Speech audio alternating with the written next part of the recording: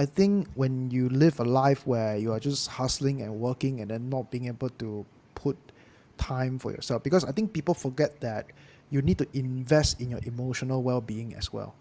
Yep. And that comes from doing things that you like. If you like soccer, watch soccer, right? You go to the stadium in the UK if you support one of the Premier League teams, right? You got to do that, because I've known people where they hustle, and then they die of cardiac arrest at the age of 40 years old before they could enjoy the fruit of their labor.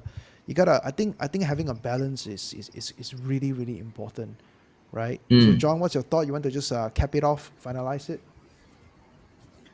Yeah, so maybe the last question for everyone. So summary, house or car if you were to do it right now. Now we are all 30 plus, right? Yeah. So Sean, you go first. Sean, you the guess? I just got a car and it was a very practical move. I got a pre-owned hybrid, so to a certain extent, I forgot the location of my oil gas, like because too long didn't pump petrol, right? I think 2 months didn't pump petrol. Then I don't know which side was the oil, the gas thing. Then to me, I am now in this position where I'm getting ready to really build up a home. So only last year during the last MCO, I bought a place that was supposed to be my home. And I'm now looking into ID designs. I'm looking into what would be that ideal house that is easy for maintenance in terms of cleaning details, that those window grooves without the groove. I don't want a groove. It looks good, but when you want to clean it up, it's because I'm going to clean it up, right? It's not to impress tenants anymore. Yeah, so in this particular junction, I will look for a home. For me, I mean, I just need a car to get me from point A to point B. I don't know anything about car. The only thing I know is putting the key in there, turning the engine on, turning on the AC, turning on the radio or the Bluetooth music. That's the only thing I know. There's a lot of buttons in my car. I don't even know what they do, right? And I've never ever thought about what car to buy, even though my friends were like, "Oh, you should get this Porsche, this car, this fantastic car." I don't know what they're talking about. So, and I'm not excited about that. So the only possible, for me, I'm investing in watches right now, right? And because I am very well versed in terms of what to buy, what to avoid, things like that. But when the opportunity comes, if there's a house that I feel like, oh my God, this is a house that I will really want, either as an investment or maybe even if it's for own stay to settle my family in there, I think a house is a bigger priority to me than the car. Like for me, car just needs to get me from point A to point B. I never judge anyone by their car, because one of my mentors has a public listed company. He doesn't have a car because he travels around the world and he doesn't even have a car. He doesn't need a car. He leases car every single time he lands in a country. He will live there for 60 days and then move on to another country. So even during COVID, which is crazy, I don't know how he was doing it. So that's what I learned. And for me, in simple sense, to answer that question, I think for now a house, but that's because I'm in a position where I no longer am scrambling whether I need a car or a house. So John, what about yourself? I'm at the stage where have a home, have a car. I don't see a need of getting another car for ego, but I think this is a interesting time where I believe the property price might get lower. Yeah. So I do think that the next buy, I'm actually looking at investment properties. Yeah. Okay. By the way, Welcome we to got the some club. questions. We got some questions in the comments here. So let's try to answer them. I want to push the question up. When resources are limited, do we prioritize, or is there a balanced solution? Rent room plus buy BMW, not enough money for petrol. Buy a house, drive Perodua, take LRT, buy rental property, rent room, drive Honda, Toyota. I think Sean, this is on you. Yeah, so I think I'm familiar with this audience, right? He has watched a lot of my videos. Yeah, so it depends on what you want in that particular moment. So if you're 25, I think you can still go through that grid. I will rent room, then buy a rental property.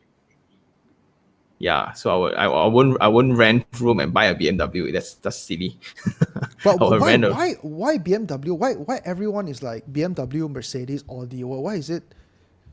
We are brought up in these brands, right? Like I can't even name like 3 models of Ferraris. Okay. right? I can't. Like even Porsches, right? Like Boxster 911, and like are they the same? I have no They clue. look almost the same. Right? Yeah. And the weirdest thing, like my neighbors that day, he just got in a Cayenne, but when I spoke to him, Cayenne hey, is the what? nice, Is it the 4 wheel? the Or no? SUV one, the SUV one. Oh, okay, the SUV. Okay. Then Obviously, the, I know nothing about. we are the This wrong is dudes. yeah. So they came in a container, and then the car was delivered in a way that's so fancy. But Wow. because the uncle, then I said, wow, nice car for business tax purposes. It's not for enjoyment because I think he made a lot of money. He needs to write off somewhere. Yeah. So then it's like, Depreciation, yeah. oh, I see. So I think this is one point where I think a lot of youngsters, when they pursue dream cars, they don't understand. Like the Tan Sris of Sunway also drives Ghost by, I think, Bentley or Rolls Royce. Yeah. Rolls Royce, yeah. Rolls Yeah. Royce. At one moment of time, Rolls Royce and Bentley were the same. Then he drives his own McLaren. So he loves sports car, but again, he buys cars for business purposes. So unless you make a lot of money, there's no point in like buying a BM. So I have a peer that is in the same development with me, right? So we grew up together in the career. He bought a BM, I bought an apartment.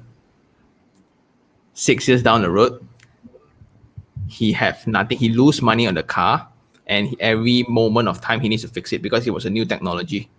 The I think it was some hybrid thing also he bought.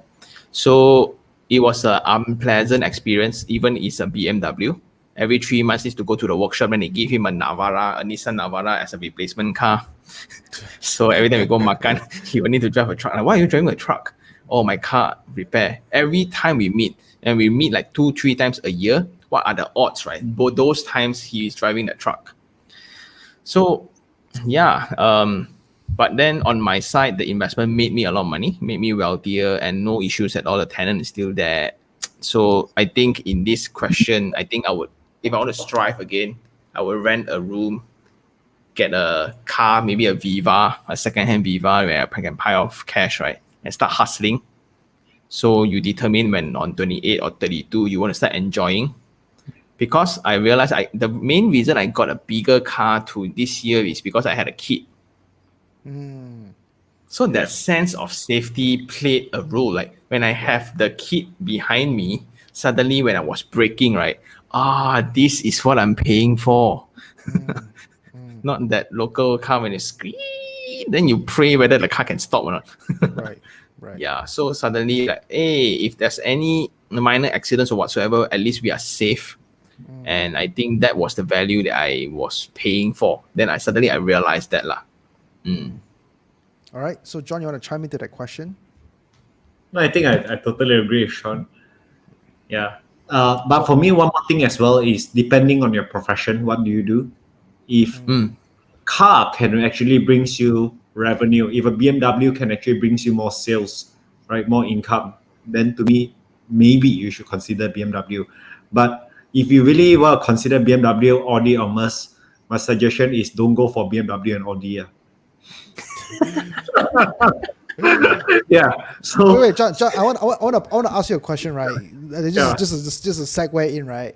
If a dude comes in wearing gold Rolex, right, but he drives like a Viva, like, you know, Baroda, right? Viva is Baroda, right? How would you feel when it comes to, let's say you want to do business with this guy? Okay, if he drives a Viva, but he he's wears wearing like a gold Rolex. Yeah. The first thing on my mind is that gold Rolex real or fake? Real or not? Right. Exactly what I had in mind also. Yeah, it's just like last time I was in Singapore, I was working in Singapore, I'll see girls who were like colleagues, back then I was in HSBC, colleagues who will save money just to buy a Louis Vuitton bag. Okay? But then they will go and take bus and they will take MRT. Okay? Then every time I see, right, my question is, the LV is real or fake? Huh? Yeah. Correct. Exactly. So I have this friend, a friend also was trying to sell me products. So when I was looking at his car, it was a Vera, but he was wearing an AP. Yeah. the Gerard Genta version, which is like, sure, no, is this? But then suddenly I realized that fake watches is also a real problem in the world that we live in. There's a lot of fake watches lah out there. Yeah. So if you were to judge somebody on the watch, it's not as correct as well. So Yeah. and in Tabungin, you go and hey, let me see your watch. Cannot, why am I so rude, right? So yeah, so it's somewhat, but I think that if you are in that level where you can really bring the watch right without you can even rock a G-Shock if you can. Right. Yeah, so I think if you are in the business long enough, I think you will have that eye for it. Even if a big boss comes from Aviva, you know this person different on it. Yeah. The aura, right? The aura, the confidence. Yeah, the aura is different.